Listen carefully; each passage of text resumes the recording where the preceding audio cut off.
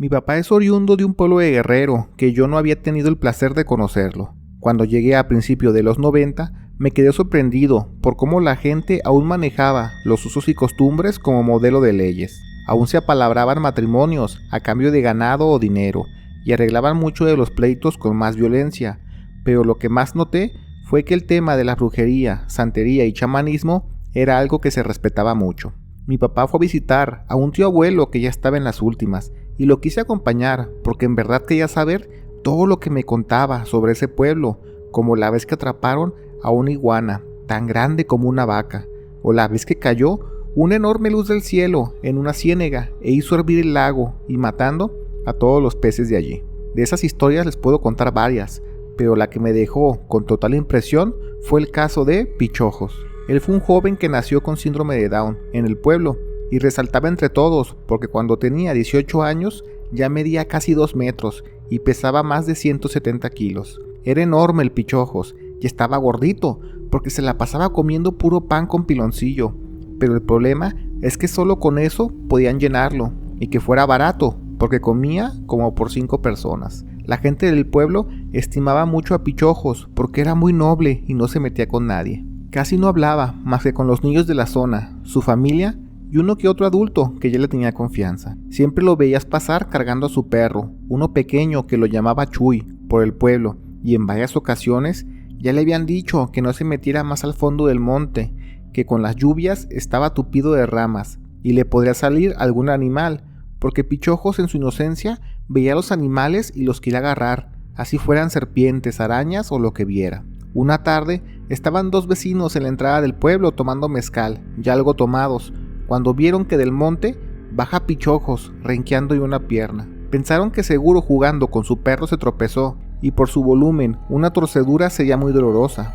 Rápido se acomodan para ayudarlo, pero ya teniéndolo de cerca, ven que Pichojos está muy golpeado, con un par de heridas abiertas, la ropa rasgada, y su perrito estaba llorando con una pierna lastimada. Eso no era de una caída, se notaba que a Pichojos alguien lo había golpeado, y pensando que lo mejor fueron la gente del pueblo vecino, con los que siempre andan de pleito por jugar baraja en la cantina, fueron a dar aviso a la familia y amigos que alguien se atrevió a lastimar a Pichojos, y más en su condición. Pichojos no se preocupaba por cómo estaba lastimado él solo pedía ayuda para su perrito, que estaba cojo de una pierna y todo revolcado en tierra. En cosa de minutos ya estaba el pueblo muy puesto ahí al monte a buscar culpables, y Pichojos llevó a su perrito con una señora santera para que lo curara. Al perro le acomodaron su patita, y Pichojos solo se dedicó a cuidarlo día y noche durante casi el mes entero, hasta que ya podía el perro apoyar su pata y caminar. Para entonces ya no se supo quién golpeó a Pichojos,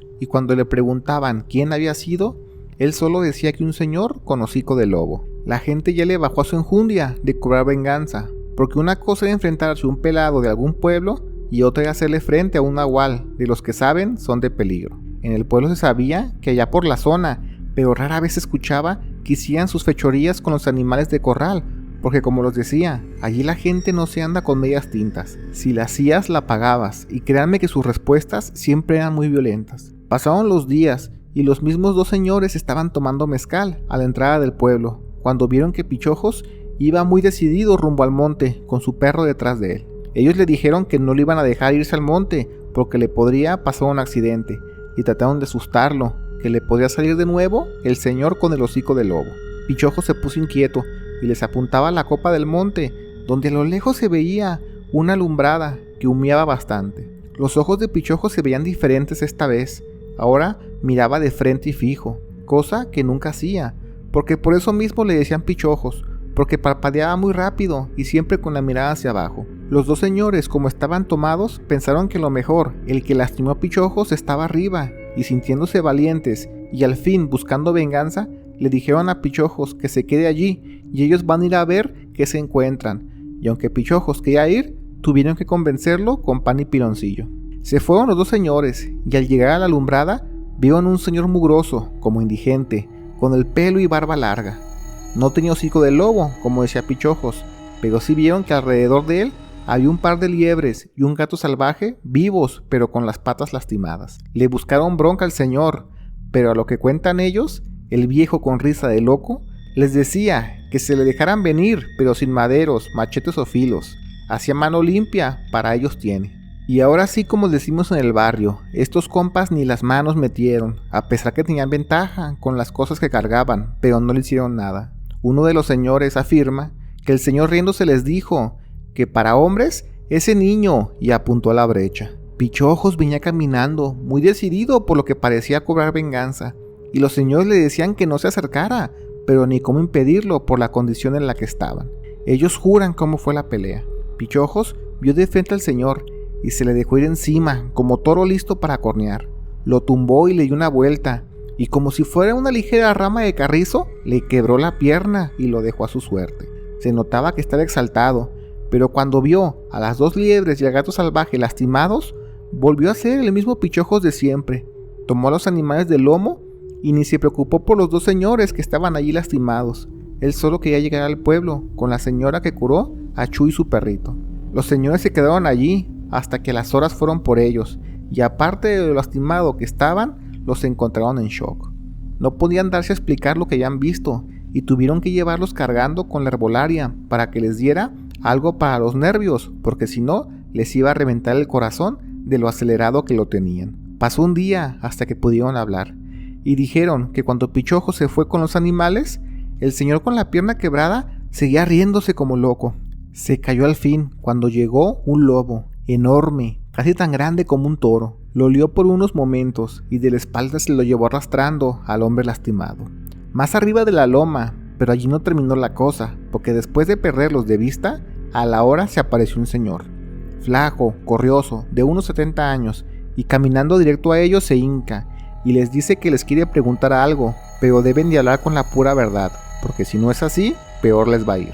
La pregunta era que si peleaban a mano limpia con el señor de la fogata, y ellos contaron lo que pasó, sin más ni menos que agregarle. Ellos aceptaron que sí llegaron con filos, pero fue un joven inocente del pueblo que le quebró la pierna al señor a mano limpia, y como que ya esperaba la respuesta, porque el señor se retiró de allí, no sin antes decirle que en 4 días vayan a la ciénega pasando la loma, y para quedar a mano de broncas, le ayuden a enterrar a quien vean sin vida allí. No quedó de otra que ir a echar ojo ese día, a ver qué pasaba, pero esta vez fue todo el pueblo, hasta los chamanes listos por si la cosa se salía de control, y cuando llegaron, solo estaba el señor de la risa loca, tirado en el suelo ya sin vida, y aunque dudaron un poco, decidieron darle cristiana sepultura. Nunca supieron qué fue lo que pasó la primera vez que se enfrentaron Pichojos y aquel señor loco, pero lo que sí quedó claro fue que con ese joven inocente había que tener cuidado. Pichojos falleció a los 58 años, y en sus últimos días los podías ver afuera de su casa, con pan y piloncillo, y algún perro a sus pies. Nunca habló más del tema, ni con su familia, aunque en su juventud de vez en cuando se perdía del monte, unas horas, y llegaba después con uno que otro raspón, pero ya la gente entendía que Pichojos sabía cuidarse solo, o mejor dicho, sabía cuidarse a él y sus animales, y los defendía a capa y espada.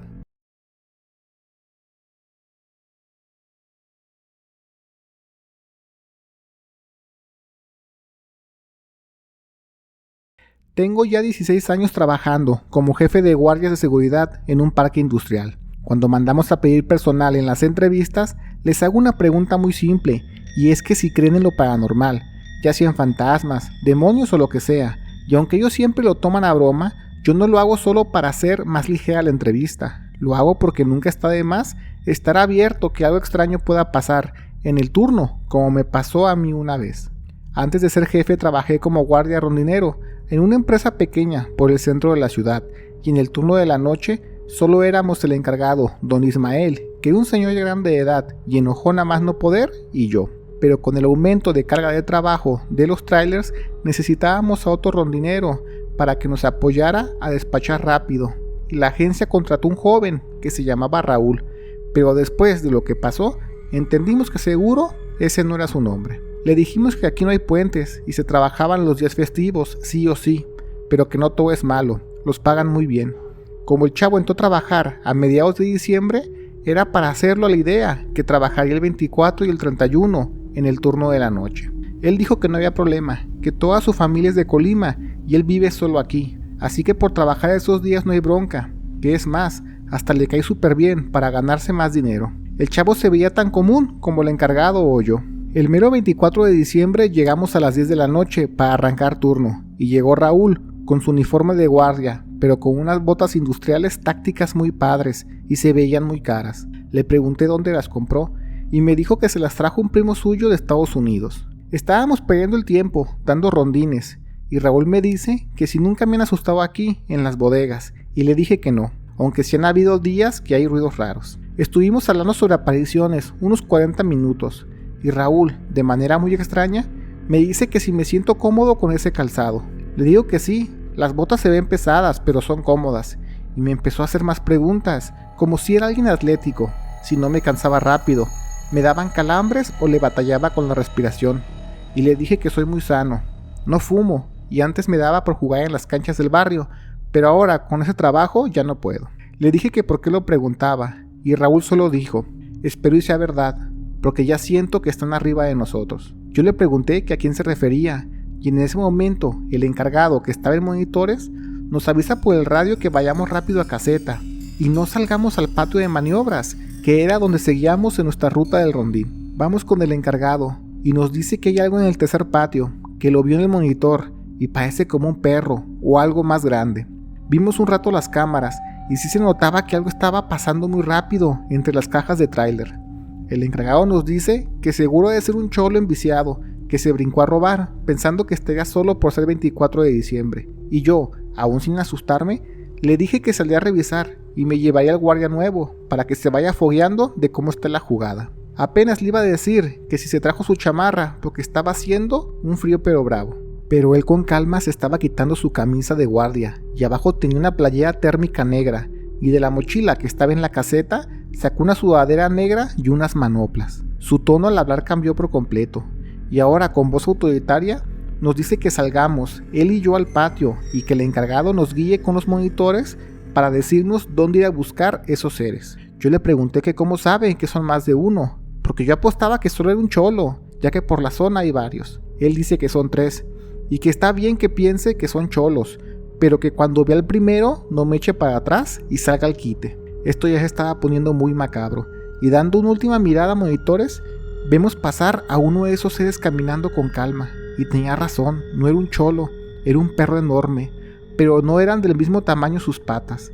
Las traseras eran mucho más pequeñas que las delanteras, y si me apuras, hasta parecía que tuviera hombros como de humano. El nuevo guardia se encamina, muy decidido, y mi encargado me dice que lo acompañe, y ya tomé el tolete, la radio y un teaser que siempre solía cargar, y yo aún no dimensionaba lo que estaba pasando. Le pregunté al compañero nuevo que si él ya sabía que esto iba a pasar, que me diga qué son esas cosas, y él me responde que yo los conozco como nahuales, pero para él son demonios. Y la verdad es que cuando lo dijo no me dio miedo. Lo que me dio miedo fue que al salir al patio, el guardia 5 levantó las manos y se puso a rezar, y me hizo la seña que hiciera lo mismo que él. Lo hice, y ahora sí me entró el miedo, y tomé mi radio y hablé a caseta para decirle al encargado que voy de regreso, pero el encargado me dijo que no pasa nada, que acompañaba a Raúl, y él ya se va a comunicar con la gerencia y con la policía de la zona para que vengan.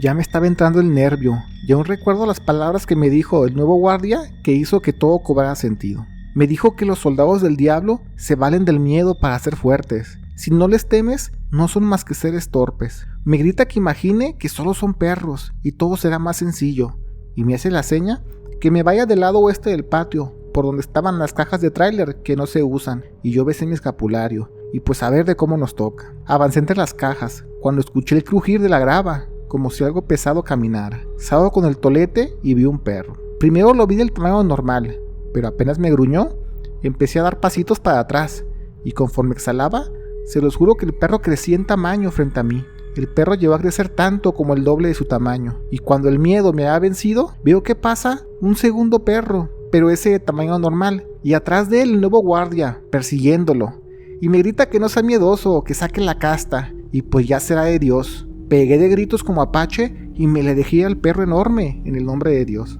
Con el tulete en mano solté unos cuantos al aire, y le alcancé a dar uno en el lomo, y quizás sea una mezcla de miedo y adrenalina, porque hasta me la aventé como si fuera lucha libre, y entre que le soltaba de golpes y de todo, no sentía que peleaba con un animal, sentía que estaba peleando con un humano, hasta que después de una revolcada en la grava, El ser extraño se fue corriendo hacia atrás del patio y escalando como si fuera una cucaracha, se brincó la barda que medía al menos unos 7 metros. Después de eso me sentí invencible y le pegué un grito al nuevo guardia que dónde estaba, y vio que sale de entre los trailers persiguiendo a otro ser que parecía un perro, pero les puedo jurar que tenía la cara de humano, y de la misma manera se trepó la pared para huir de nosotros. El nuevo guardia me daba una palmada en el hombro y me hace el gesto que lo estaba haciendo bien, y yo jamás me había sentido tan bien en mi vida, a pesar que en la revolcada me dio unos buenos golpes y raspones. El encargado en caseta nos dice que se ve un último ser del lado de los contenedores de basura, y al arrimarnos,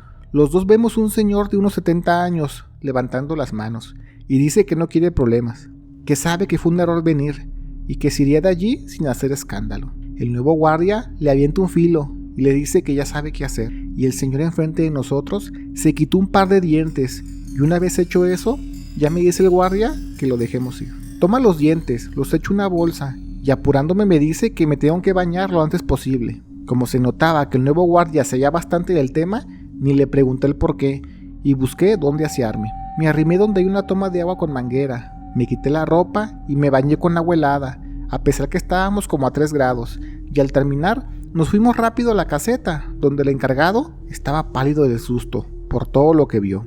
Nos calmamos un poco, y ya el nuevo guardia nos dice que ya no tardan en venir por él, que seguro le hablamos a la patrulla, pero nadie nos contestó por la fecha y la hora. Así que si nosotros no decimos nada de lo que pasó, nos da 10,000 pesos a cada quien. Era un dineral en aquellas épocas, y el encargado, como era bien amarrado al dinero, dijo que sí, pero que deben borrar los RVs de las cámaras y él no sabe cómo. El nuevo guardia nos dice que eso no es problema. A los minutos llegó una camioneta y se bajó un joven de la edad, y explicando lo que pasó, él se puso a borrar lo del día de las cámaras y nos dio el dinero en puro billete pequeño. Eran unas pacotas de dinero las que recibimos, y así como así, el nuevo guardia se retiró al carro y se despidió, no sin antes preguntarme que de cuál calzo. Le dije que del 8 mexicano, y ya arriba del auto me aventó sus botas, y ya con calma revisé esas botas y resultaron que esas no se venden a civiles, son botas tácticas de la Guardia Americana. Duré trabajando un par de años allí y me salí, pero cada vez que veo mis botas tácticas en mi armario,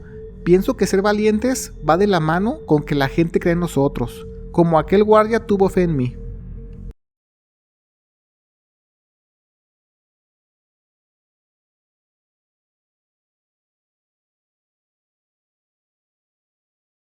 Mi abuelo en paz descanse nos contaba un montón de historias que le tocaron vivir cuando trabajaba como guardia de carga y vagones de tren al sur del país. Todo esto empezó porque su papá, o sea mi bisabuelo, trabajó como ferrocarrilero y él, queriendo seguir sus pasos, empezó a meterse en ese oficio. Pero por desgracia en esas épocas, en un viaje al rancho de donde son originarios al sur de Chiapas, decía que montando a caballo se cayó de gravedad y se lesionó todo el brazo derecho. Ya no podía manejar máquinas, pero en el sindicato le dejaron la plaza para trabajar en el rubro y entró como custodio de vagones, porque, a lo que nos contaba el abuelo, en esas épocas fue cuando la bestia empezaba a mover cada vez más y más gente de Centroamérica y en el proceso de traslado hacían sus dagas, como robarse producto de los vagones, más si eran granos secos. Una noche dice mi abuelo que estaba en la precabina tomando café y haciendo tiempo.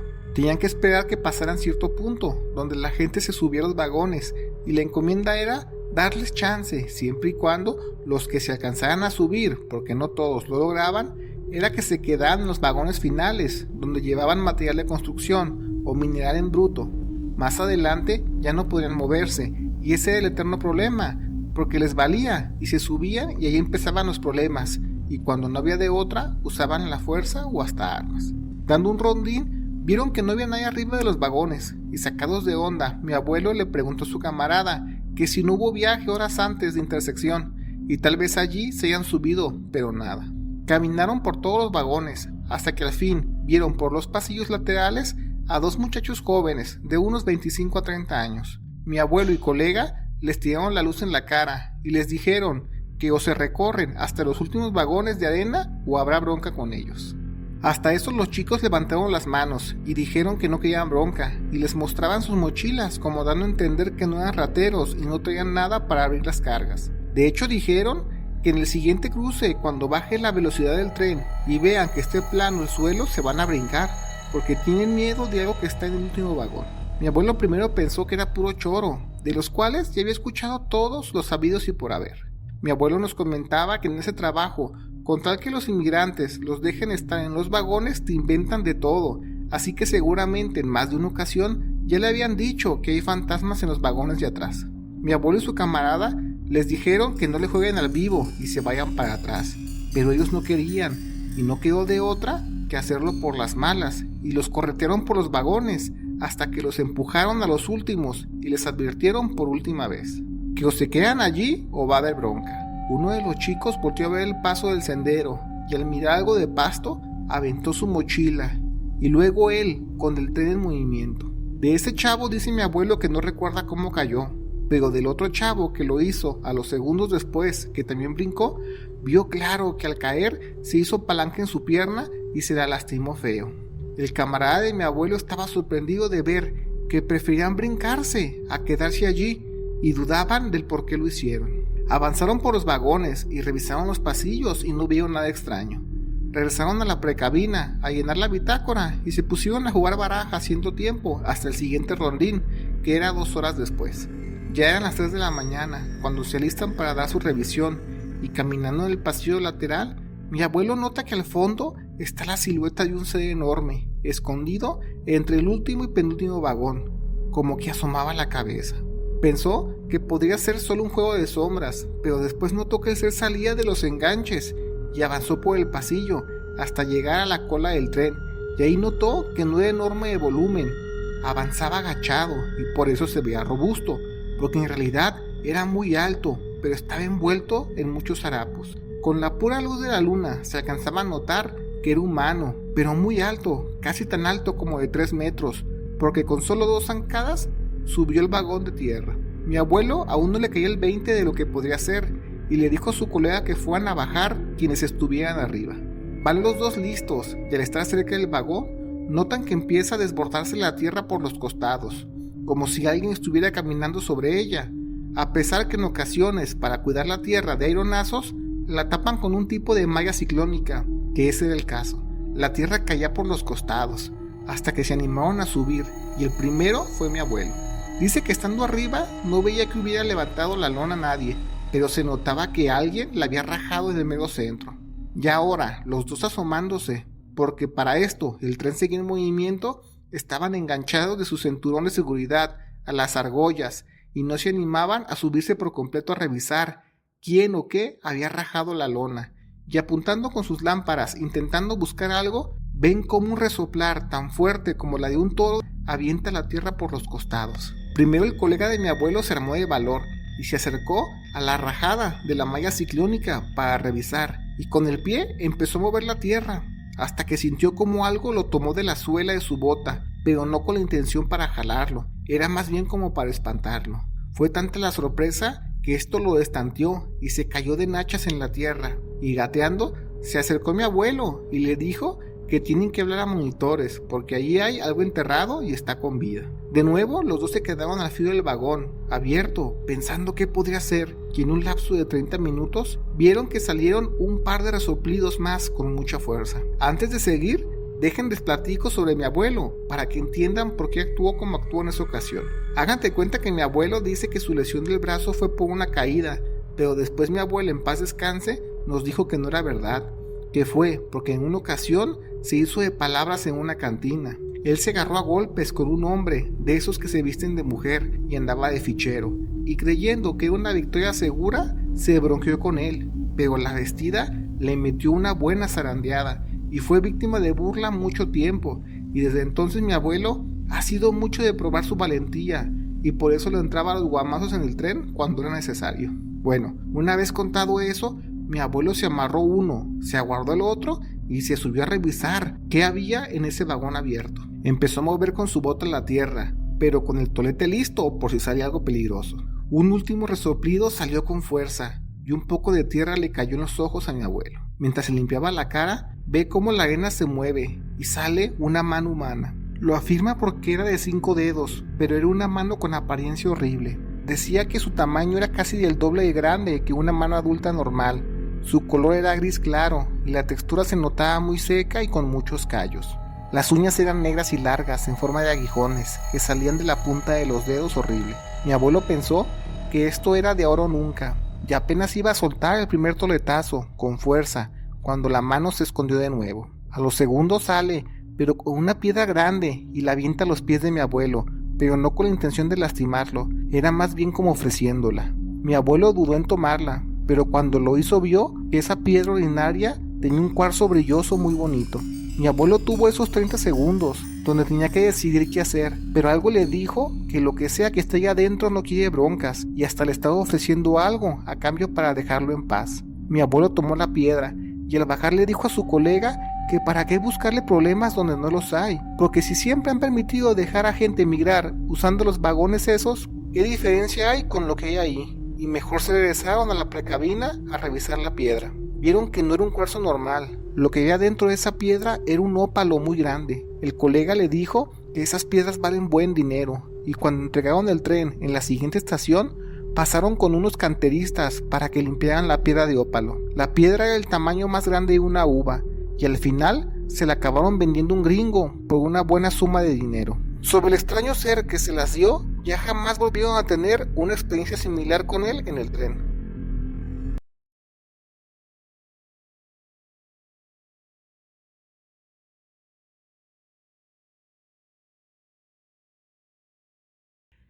En la casa siempre creyeron que mi papá era un señor de esos que estaban sufriendo su crisis de la mediana edad, porque de repente empezó a tener hobbies muy extraños y bastante caros, como el acampar en un campo abierto, y uno que en la casa no le gustaba a nadie, que era la caza de animales. Fue extraño, porque esa repentina pasión le nació cuando estuvimos de visita en el pueblo de donde su familia es originaria, para el velorio de mi bisabuelo, que falleció a los 98 años de edad. En esa visita conocimos a la familia de mi papá, y fue que al final vimos en persona al famoso Comanche, que era el primo de mi papá con el que vivió sus mejores aventuras. Mi padre siempre nos hablaba que con su primo se daban la buena vida en el río, pescando mojarras, con la cuata tirando conguitas o sacando escondidas los caballos de mi bisabuelo para darse las carreras con los plebes de la zona, y como eran de la edad y también eran hijos únicos, los trataban como hermanos. Mi papá se vino a la ciudad a los 15 años de edad, pero siempre hablaba de su pasión por la vida de campo, y por eso cuando llegamos al pueblo jamás lo vimos tan feliz. La noche del velorio se fueron a la casa del primo de mi papá y se pusieron a tomar en honor a su abuelo, y ya estando de metiche estaba escuchando las historias de la familia. El Comanche le dijo a mi papá que no se haga menso y que debe venir pronto para ajustar cuentas con el rasurado, porque hace poco empezó a asomarse por el monte. Me dio risa escuchar eso y les pregunté sobre qué o quién era el rasurado. El primo sorprendido le reclamó a mi papá que si jamás nos ha contado la vez que casi se los come una guaya en el monte de las perdidas. Como en esas épocas era finales de los 90s, mi papá le dijo que a los chamacos de hoy no les interesan esas cosas y solo están metidos en la música y los videojuegos.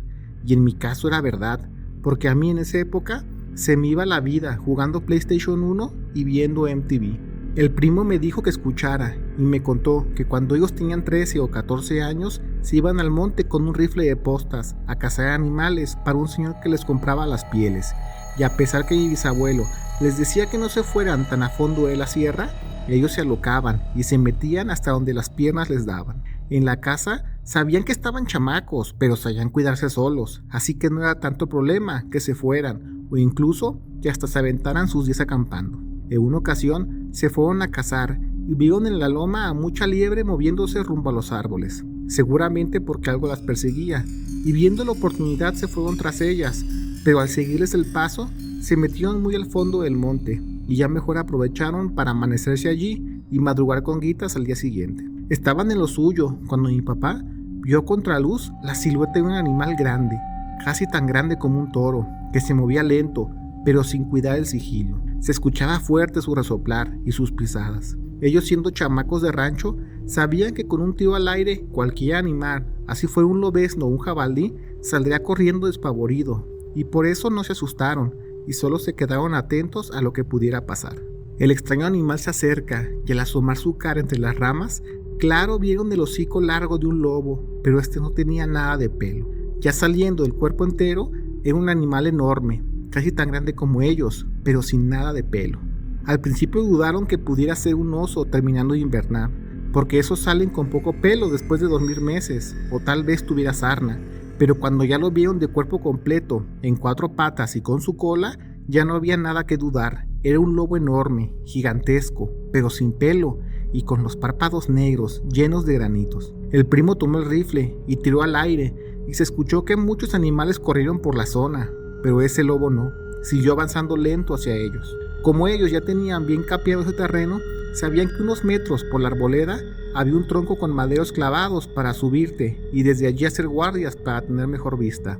Y dejando sus cosas se fueron lento para allá, sin darle la espalda o correr. Al llegar, el primo ayudó a mi papá a subir primero, y ya él arriba jaló al primo, justo cuando el animal apretó el paso para ir tras ellos. El primo dice que ellos jamás supieron si el rasurado quería hacerles algo malo, pero mejor no se arriesgaron. Estuvieron toda la noche arriba de ese árbol, y le agradecían a Dios que fuera verano, porque si hubiera sido época de frío no lo hubieran contado. Su plan era que cuando amaneciera y vieran que no habían llegado a casa, seguramente su abuelo iría a buscarlos con sus amigos del rancho. Así que esperaron que saliera el sol para empezar a dar tiros al aire y usarlo como señales para que los encontraran.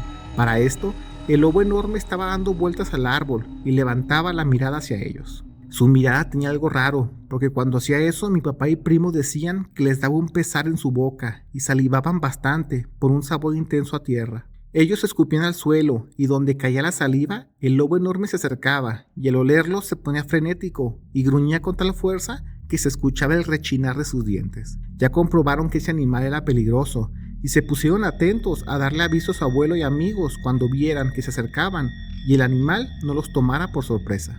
Bien dicen que la gente del pueblo conoce a su gente, porque a buena hora se escuchó que el abuelo ya venía en camino buscando a sus nietos con un compadre. El primo dice que al verlos empezó a hacerles señas y aventarles ramas para llamar su atención y decirles que estuvieran atentos por el horrible animal que los acechaba, pero cuál va siendo su sorpresa, que el abuelo cuando los vio en la copa del árbol solo les hizo la seña que apenas bajaran se los iba a justiciar con un carrizo por mal portados. El abuelo y su amigo se veían claramente borrachos y conociéndolos seguro venían en vivo de tomar de la cantina. El abuelo se sentó en una piedra esperando que pasara algo y cuando el horrible animal apareció nada tuvo sentido. Mi papá y primo estaban pensando que esto era el fin, pero fue todo lo contrario, porque el abuelo se paró de la piedra y con botella de mezcal en mano le daba de zapes al animal, como si fuera para él cualquier cachorro manso ante su amo. El animal mantenía su distancia y ya fue que el abuelo le dio indicación a su amigo.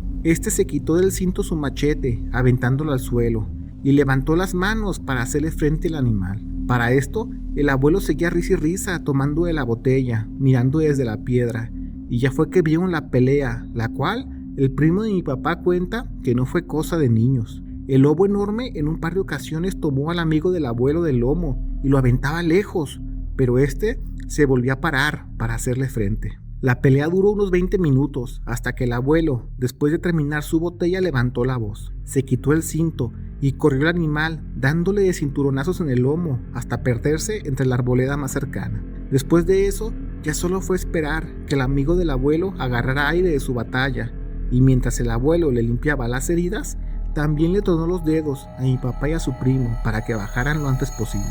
Ellos estaban tan asustados por todo lo que vieron que no dijeron ni una sola palabra.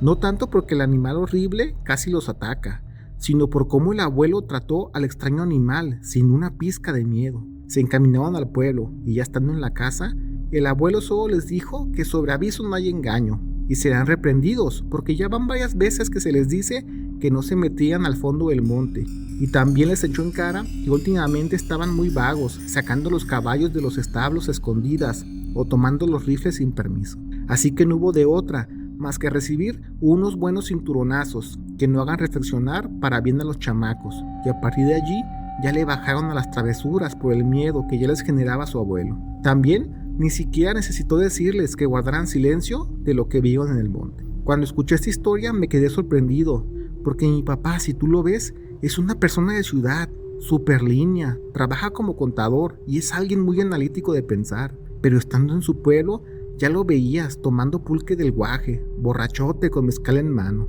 Hasta mi mamá estaba risa y risa al ver su actuar tan diferente. Mi papá me dijo que no contara la historia en la casa, porque si mi mamá se entera que él se está preparando para regresar al pueblo y cazar a un extraño animal que roza en lo mágico, no lo va a dejar ir.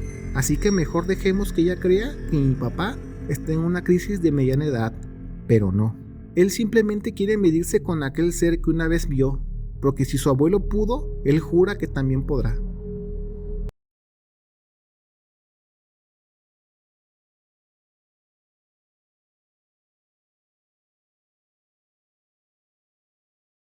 Les voy a dar testimonio de lo que viví a principios del año 2000, cuando estaba apoyando una casa hogar y centro de rehabilitación, que me salvó la vida cuando encaminé mi ser a la obra de Dios y mi familia.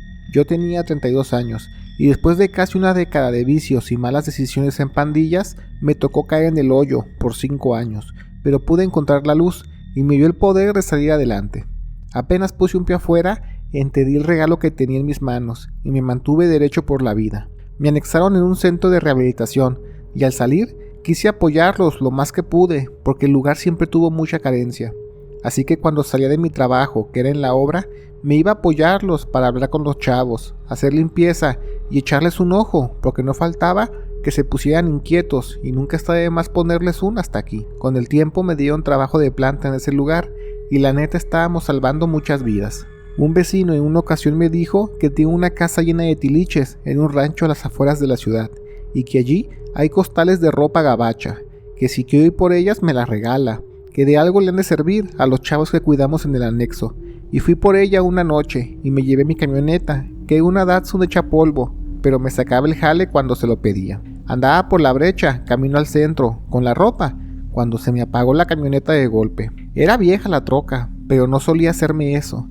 Y al salir a revisar la máquina no se veía nada diferente, y sin mucho que hacer me metí en la cabina porque estaba haciendo un poquito frío, ya que era invierno y somos del norte del país, y me agarré pensando que quizás me iba a tocar dormir allí. Saqué mi radio de pilas para escuchar música y echarme un tabaco, pero a los minutos se me apagó la radio, y pensando que eran las pilas, me salí para aplastarlas con una piedra a ver si funcionaban. Estaba buscando una roca cuando de repente me empiezan a temblar las manos. Después fueron mis piernas y al final todo mi cuerpo, pero se los juro que no era por el frío, que sí estaba haciendo algo, pero no tanto como para estar temblando, y sin entender qué pasaba, un fuerte zumbido dentro de mi cabeza empezó a sonar cada vez más y más fuerte, que me desvanecí, pero solo un par de segundos, y cuando desperté, estaba ahora a unos 20 metros de mi camioneta.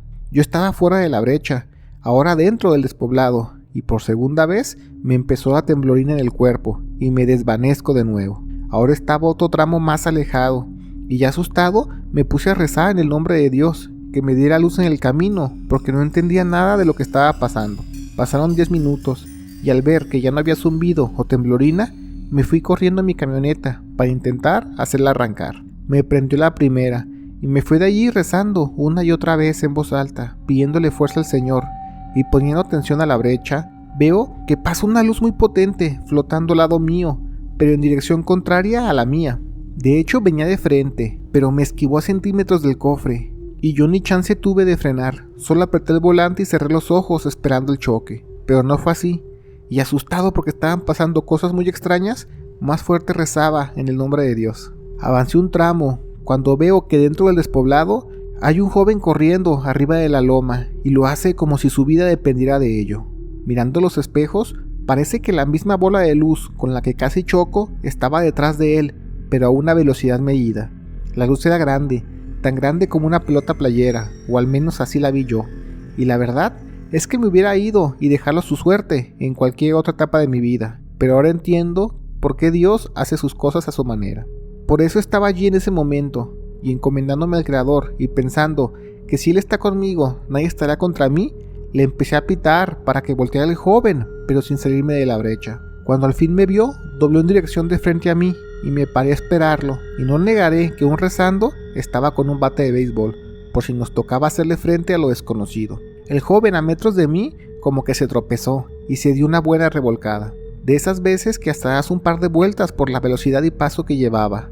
Me acerqué a él y lo quise cargar para meterlo en la camioneta, pero no pude porque estaba demasiado pesado, tanto que ni siquiera pude ayudarlo a pararse, a pesar que el joven se veía de complexión delgada, no mayor a unos 70 kilos. Él se paró solo, y ya nos subimos a mi camioneta, y aunque la luz blanca nos estaba siguiendo, no avanzaba más rápido, como si solo nos estuviera escoltando. Yo en la camioneta le pregunté al joven que si estaba bien, y qué es esa cosa que lo sigue, y mirándolo de reojo, veo que la piel de todo el brazo le estaba colgando como guante, y en el cuello, quijada y parte de los ojos se le veía la piel como si fuera una máscara, y debajo de ella se veía otra piel de color verde oscuro. Aunque yo seguía asustado por la situación tan frenética, aún le preguntaba que si estaba bien, que si lo puedo ayudar en algo apenas lleguemos a la ciudad. El joven no hablaba y solo se acomodaba la piel como si fuera ropa, y cuando medio logró un acomodo que tapaba lo que era por dentro, me dice que no pare y que suba los vidrios, porque no tardan en bajar los demás y nos van a querer atacar. Yo volteaba por los espejos y retrovisor y le decía que no se ve nadie que nos siga, y la bola de luz ya no se ve por ningún lado, y este joven estaba alerta de lo que pudiera pasar, pero minutos después me dice que pare, que no hay razón para que me meta en sus problemas, y yo le dije que nada de eso, estamos juntos en ello, y no por nada aparecí en el momento exacto, así lo quiso Dios. También le dije que no sé qué sea él, y por qué usa una piel humana, pero para mí, el que necesita ayuda, le tenderé la mano, no importa cuál sea su condición, porque así lo pide el Señor, y así estoy dispuesto a llevar mi vida. El joven, al ver que no era de echarme para atrás, me dice que entonces siga derecho en la brecha, que no tarden en aparecer en el camino unos seres pequeños, pero que no me asuste, solo son usados para que pare, que si les paso, veré que no golpearé a nada, como si fueran hechos de humo.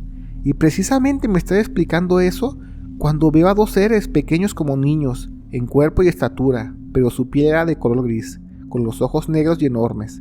Ahora sí que como dibujan a los extraterrestres de toda la vida, así cabezones y de piernas y brazos flacos. Yo creo que si no hubiera sido tan rápido todo, sí me hubiera parado, pero como fue cosa de segundos, les pasé derecho, y fue verdad, los pasamos como si fuera neblina.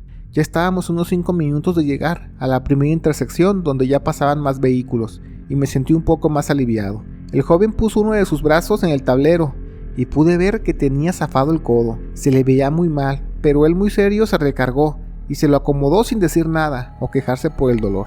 Y al final empezamos a ver más autos, y le pregunté si es un demonio, pero él no dijo nada. Le hice un par de preguntas más sin recibir respuesta, hasta que llegamos a la carretera, y ya al fin me dijo que me detuviera para bajarse. Lo hace, y le digo que no importa que sea lo que sea, que todos somos hijos de Dios de alguna u otra forma. El joven se baja y le da la vuelta a la camioneta, se pone al lado de mi ventana, y yo me quedo a la espera de lo que me pueda decir. Me da las gracias, y me dice que si no tengo algo en que anotar. Le paso un lapicero y un pedazo de cartón que tenía en el tablero, y me puse una dirección y una fecha, y cuando pregunté qué era esto, le pega el cofre de mi camioneta, y se despide caminando por la zanja de la carretera. Y yo ya me incorporé a mi ruta, para al fin llevar la ropa al centro de rehabilitación. Al llegar le conté todo lo que pasó a mi padrino, y él me dijo que fuéramos a la dirección, aunque sea echar ojo. Quizás es para agradecerme, y cualquier cosa es buena, así sean 100 pesos, pueden ser buenos para comprar café para las juntas. Se hace la fecha, y al llegar, era un lote baldío a la dirección, con un par de camionetas dentro. Estuvimos preguntando a los vecinos si alguien conocía al dueño del terreno o de los vehículos, pero nadie nos dio razón. Después de un rato de estar allí, pasó una camioneta, y sin pararse, nos aventó a los pies un sobre amarillo, y se fueron en friega. Al abrirlo, estaban las llaves de la reja, y un juego de llaves de una de las camionetas que estaban en el lote. Y dentro de ese vehículo, en la guantera, estaban los papeles de posesión. Mi padrino me dijo que era mejor no tomar nada, porque esos autos se ven finos y se pueden rastrear, y uno no está para jugarle al vivo con esa gente extraña que vi, o al contrario, la otra gente rara que lo perseguía. Al final mejor dejamos todo en su lugar, y yo seguí con mi troquita, humilde pero guerrera, tanto que nos ayudó a que lograra escapar un extraño ser.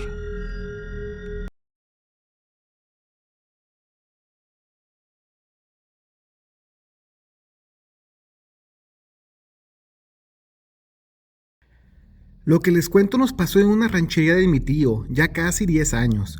Me casé muy joven, mi esposo y yo nos fuimos a vivir a un rancho propiedad de mi tío. Él casi no lo habitaba, y mientras yo atendiera sus parcelas y animales podríamos vivir ahí sin pagar renta o servicios. Y como la situación en ese tiempo era difícil para nosotros, unos recién casados de la ciudad que no tenían cómo empezar vida en familia, era perfecto para nosotros. Se acercaban las lluvias y de momento había harto trabajo en ese lugar, y fue que entonces ahí empezamos con muchos proyectos de vida. Teníamos 3 mascotas, 2 gatos siameses, Caramelo y Trompo, y la otra mascota era un perro caniche, café, llamado Beagles. Una noche estábamos cenando en la sala de la casa. Mi esposa ya tenía 3 meses de embarazo y hablábamos de poder trasladarnos a la ciudad para sus periódicas revisiones y los chequeos médicos. Cuando de la nada, nuestro gato Caramelo subió a la mesa donde cenábamos y agarró con el hocico un cuchillo grande que teníamos de uso diario. Lo hizo lentamente y con mucho cuidado. Nuestra primera reacción fue mirarlo sorprendidos, así que le grité que dejara eso, pero brincó al piso y se fue ahora rumbo a la cocina. Mi curiosidad era ver qué haría con el cuchillo, así que nos levantamos de la mesa y al tratar de caminar, mi esposa sintió una mordida en la pantorrilla. Ella gritó de inmediato por el dolor y cuando volteé asustado, veo que nuestro otro gato, Trompo, se sujetaba de su pierna y la mordía y no la soltaba. Por suerte mi esposa tenía pantalón y eso evitó que la mordida fuera más dañina, pero de todas formas ella estaba muy alterada. Rápidamente me acerqué para tratar de quitárselo e incluso estaba dispuesto a patearlo, cuando se interpuso entre nosotros el perro Beagles, gruñendo y mostrándome los colmillos con toda la intención de atacarme. A los segundos se me lanzó y empezó a morderme las piernas. Yo trataba de esquivarlo, pero créanme si les digo que nuestras mascotas estaban poseídas. Me tiró varias mordidas y así como empezó, dejó de hacerlo, pero aún mantenía sus posiciones agresivas. Se convirtió en una situación muy tensa y extraña, porque realmente estábamos asustados. Actuaban como si un demonio estuviera en el cuerpo de nuestras mascotas, porque sus miradas ya eran muy diferentes. Yo le gritaba a Beagles que se calmara, pero no hacía caso. Al contrario, más me gruñía y mostraba los colmillos. Allí estábamos todos sin movernos, yo lastimado de varias partes y mi esposa también de la pantorrilla. Después regresó el gato Caramelo lentamente y se subió a la mesa mirándome fijamente, y después maulló tan fuerte como nunca había escuchado maullar un gato. No pasaron ni 10 segundos cuando entró a la casa por la puerta principal la cabra de los vecinos más cercanos que teníamos. Yo me quería morir del susto y mi esposa ni se diga. La cabra, caminando lentamente con sus pezuñas, retumbaban en el piso de madera y aunque no lo crean, venía arrastrando un pico para acabar con su hocico. Al ver eso mi esposa se agitó tanto que se desvaneció, quedándose sentada en el sillón, y ahora el gato le soltó la pierna y se quedó a un lado de ella, como cuidando de que yo no me la acercara, como montando guardia, con el pelaje erizo y mostrándome las garras. Mi esposa trataba de reaccionar, pero seguía en shock. Traté de acercarme a ella y la cabra empezó a caminar a un lado mío, igual que mi perro Beagles, como permitiendo que me acercara con ella para calmarla, y eso hice. Mientras la abrazaba y trataba de tranquilizarla, la cabra solo nos miraba y fue que me armé de valor y gritando les pregunté qué querían de nosotros. La cabra movió el pico empujándolo hacia mí y después miró a mi perro y este salió al patio como si le hubieran dado una orden. Al minuto después regresó arrastrando la pala que teníamos en el patio y me la puso a mis pies. Lo primero que pensamos era que querían que excaváramos. Tomé las herramientas y también tomé del brazo a mi esposa con mucho cuidado, porque ella seguía llorando, pero al lado mío nos sentíamos un poco más protegidos. La abracé para ayudarla a levantarse y la cabra sentó con la cabeza, como permitiendo que hiciera eso, y caminé hacia la puerta. Los gatos y perros no dejaban de gruñirme. Ya no nos atacaban, solo nos escoltaban. Seguimos a la cabra, la cual volteaba de reojo y seguía sintiendo con la cabeza, como diciéndonos que la siguiéramos. Salimos al despoblado del rancho y nos llevaron a una orilla y la cabra empezó a pegar con sus pezuñas en un área en específico. Golpeaba y movía la cabeza, como pidiéndome que escarbara allí mero, y eso hice, no sin antes acercar a mi esposo a un lado mío y la senté en una piedra que estaba a un lado para que descansara. Empecé a escarbar y trataba de hacerlo bien, y si paraba por un momento, de inmediato mi perro Beagles me gruñía y la cabra pegaba al suelo con sus pezuñas. Incluso En una de esas pausas me dio un tope en el puro estómago con su cornamenta, sofocándome, así que entendí que era obvio que tenían prisa. Yo me estaba cansando y ellos seguían insistiendo que continuara, y mi esposa, viendo el cansancio que llevaba, se levantó y, armándose de valor, lentamente tomó una cubeta y empezó a ayudarme a sacar tierra. Pasó como una hora y ya estábamos muy cansados, y nos detuvimos para tomar aire, y la cabra lo sabía, así que volteó a ver a Beagles y asentó la cabeza, como dándole una orden más, y así fue que el perro se fue al patio del rancho, y 5 minutos después regresó, con la cubeta que nosotros utilizamos para servirle agua a ellos en sus platos a la hora de comer. La trajo con agua, y la puso al pie del hoyo que estábamos cavando, y después nos miraba fijamente, aún gruñendo con fuerza. Tomé la cubeta y simulé que tomaba agua, pero se dieron cuenta de que fingía y me empezaron a gruñir con más molestia. No quedó de otra y tomé agua de verdad, y era obvio que esa agua estaba sucia. El bote tenía restos de lodo y quién sabe cuánta suciedad más, y mi esposa entendió también lo que pasaba y tomó agua. Después la cabra escupió al suelo, y lo que sentimos mi esposa y yo en ese momento fue que era un tipo de venganza por cómo les dábamos agua nosotros a ellos. Era como si nos estuvieran diciendo, para que vean lo que se siente. Ya eran las 3 de la mañana, cuando nuestro arduo trabajo al parecer encontró fin. Golpeé con el pico algo metálico y sonó hueco, y era una caja, pero al seguir cavando la tierra con la pala, se descubrió una gran caja de metal. Era como de 2 metros de largo y 1 metro de ancho, algo así como el tamaño de un ataúd o un sarcófago, pero no tenía ninguna leyenda o distintivo. Tampoco le vi bisagras y cerrojos. Era muy rara. Los animales se acercaron lentamente y pude hacerme un lado con mi esposa, y por primera vez nos dieron la espalda.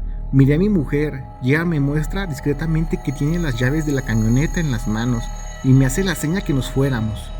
Le pregunté en voz baja y con mucha discreción si estaba segura, que si podía correr, y dijo que sí. Me armé de valor. Con mucho cuidado tomé la pala con firmeza y golpeé a la cabra en el lomo, aprovechando que estaba mirando la caja metálica. Esa fue la señal para correr lo más rápido que pudimos, y eso hicimos. Al llegar a la camioneta nos metimos y encerramos, subimos los vidrios, bajé seguros, y al voltear a ver a los animales, ellos seguían en lo suyo, mirando ese hoyo que cavamos. Solo vi que la cabra se paró en 2 patas, nos miró fijamente, escupe al suelo y también regresó a su asunto de la caja. Nosotros subimos en la camioneta y para llegar al pueblo más cercano eran por lo menos 45 minutos por brecha. Afortunadamente ya no pasó nada raro y gracias a Dios la camioneta no nos falló, pues había tenido sus detalles mecánicos en esos días. Al llegar al pueblo fuimos directamente con mi tía, otro familiar de mi parte que teníamos más cerca, y le sorprendió que llegáramos a esa hora.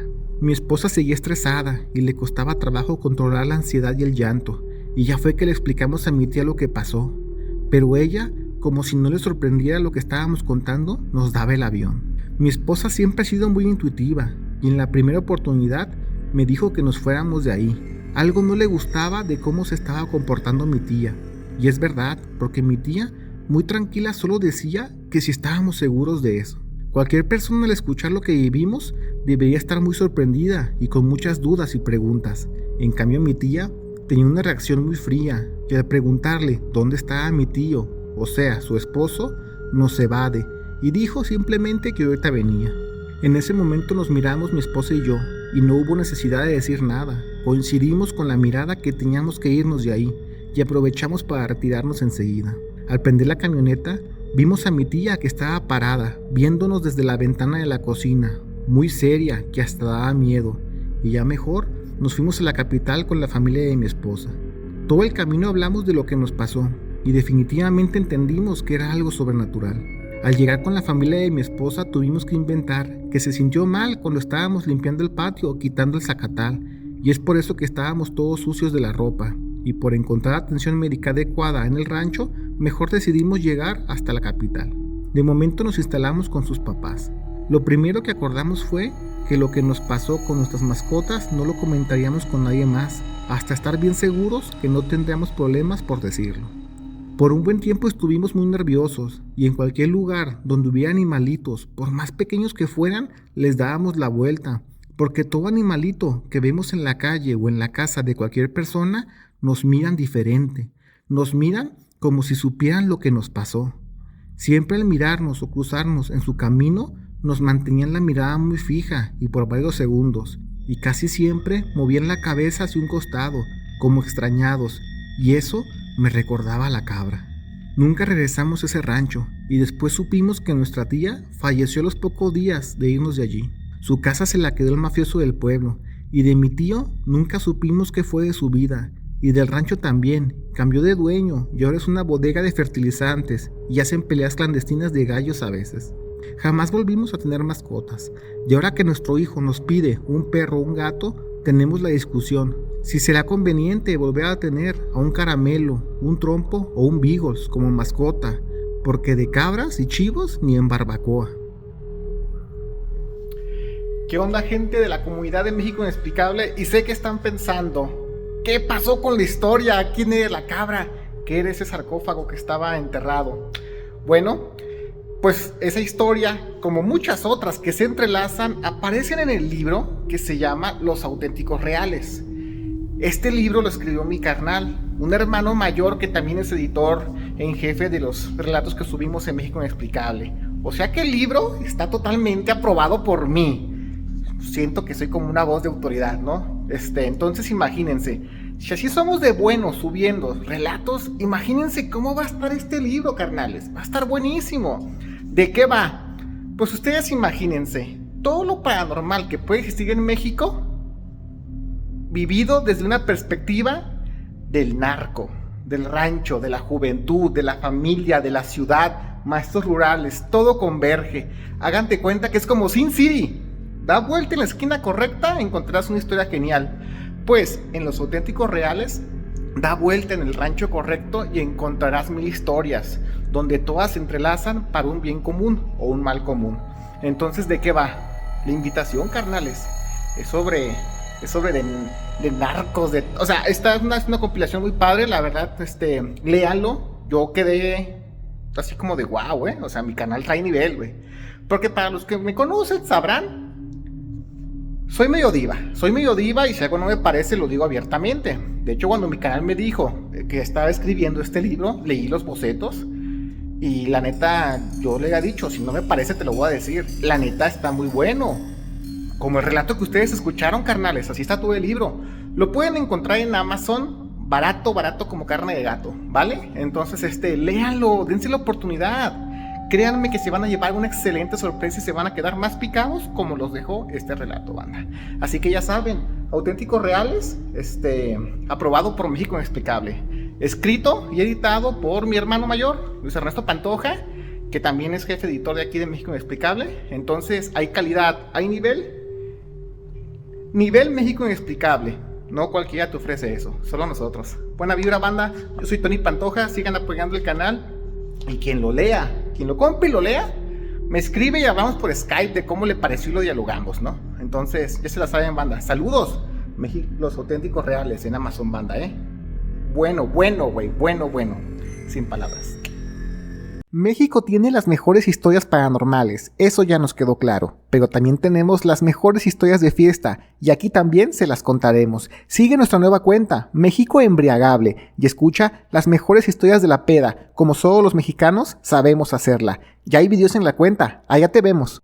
Gracias por ver el video. Te recordamos que todos los días subimos nuevas historias, así que activa las notificaciones. No olvides darle like y comparte, pero sobre todo comenta. Queremos saber qué es lo que la comunidad de México Inexplicable tiene para decir.